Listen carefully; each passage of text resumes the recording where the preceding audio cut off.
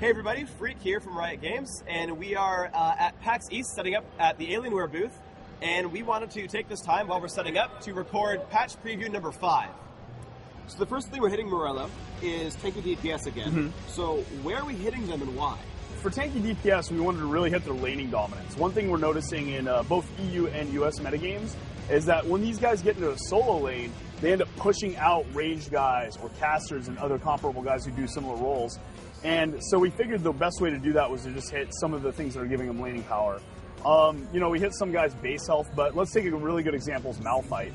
His shield used to recharge every 8 seconds, now recharges every 12 seconds. That's a pretty big nerf to his laning, but what it means you can actually get some meaningful harass and watch for that shield to go down and strike at just the right time, but it shouldn't really affect his teamfight capability and his utility that much. Alright, so now, Sona's one of those champions that's been problematic for a while. She's super overpowered, we changed her, and now the community says, you know, she's a little on the weaker side, not super viable. We're changing her this patch. Can you tell us about that?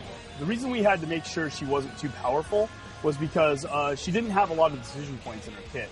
So it felt like when you got beat by Sona, it was just somebody, what we like to call the Sona stance, where you just take your talons and you just mash the keys with it.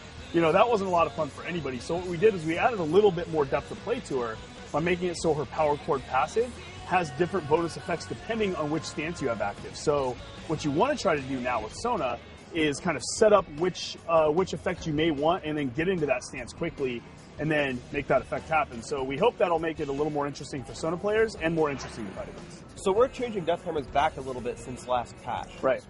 Where are we changing them and why? So death timers are a really important aspect of game pacing. We dialed them way back in the last patch, and we're actually happy with a lot of the results in the early game with that. You know, it feels a lot less punishing to die, and that was the goal. But I think it's actually having an opposite effect of lengthening game times, because later in the game they're not quite curving up where we want them to be, so people are respawning too fast in late game team fights, and you can't push those towers and that nexus down. So between levels 4 and 17, we've actually increased them up so that curve is sharper. So early game, very early kills, first bloods shouldn't be much different than what you see on live, but mid to late game it should start taking a little bit longer. Alright, so in our last update we did some changes to minions. Throughout the week we saw there were some problems, so we rolled it back. Are we going to be doing anything else to make that a little bit better? As we discussed last patch preview, we wanted to shorten games with this and have minions start being a threat. You know, we overshot on that, so we've dialed that back a lot, and we think where it's at's a lot better of a place. In the future, to shorten games, I think we're going to stay away from minion style balance, and we're going to move maybe more towards tower and how champions push down towers instead.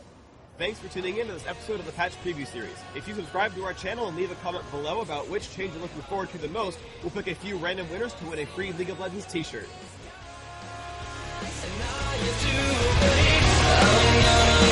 Myself, I lose myself.